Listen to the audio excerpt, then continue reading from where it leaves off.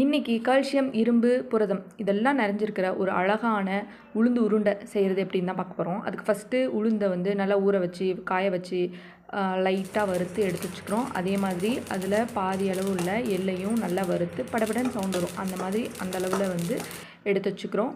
கடலை பருப்பு, கடலை, எங்கள் ஊரில் கடலைக்கொட்டைன்னு சொல்லுவோம். அதையும் உங்களுக்கு தேவையான அளவு வறுத்து எடுத்து வச்சுக்கணும். இப்போ வந்து உளுந்தை வந்து நல்லா ஃபைன் பவுடராக அரைச்சி எடுத்துட்டு, அது கூட அந்த நம்ம வறுத்து வச்ச கடலைக்கொட்டையும் வெல்லத்தையும் உங்களுக்கு எவ்வளோ வெல்லம் தேவையோ அந்தளவுக்கு வெல்லம் போட்டுட்டு நல்லா கொரப்பாக வந்து ரொம்ப நைஸாக வேண்டாம், கொரப்பாக அரைச்சி எடுத்துக்கிட்டோம்.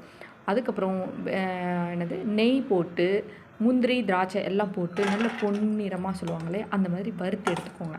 எடுத்துட்டு அந்த அந்த அந்த பாத்திரத்துலேயே இப்போ அரைச்சி வச்ச எல்லா பவுடரையும் போட்டுட்டு, அது கூட அந்த எள்ளு வறுத்தோம் இல்லைங்களா, அந்த பவுடரையும் போட்டுட்டு கொஞ்சம் வந்து ஒரு டைம் வந்து ஹீட் பண்ணிக்கணும். எதுக்குன்னா அந்த வெல்லம் அப்போ தான் உருகும்.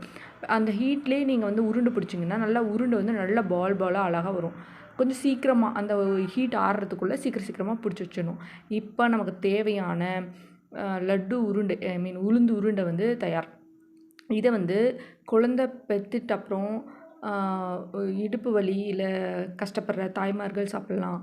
பீரியட்ஸ் டைமில் டெய்ரி மில்க்கு அந்த மாதிரி இரும்பு பலகாரம், சாக்லேட்ஸ் அதெல்லாம் அவாய்ட் பண்ணிவிட்டு இந்த மாதிரி சத்தான உளுந்து உருண்டைகளை சாப்பிடும்போது அவங்களோட இடுப்பு வலி வந்து குறையும். இதை வந்து நீங்கள் ட்ரை பண்ணிங்கன்னா கண் கூட நீங்களே பார்க்கலாம்.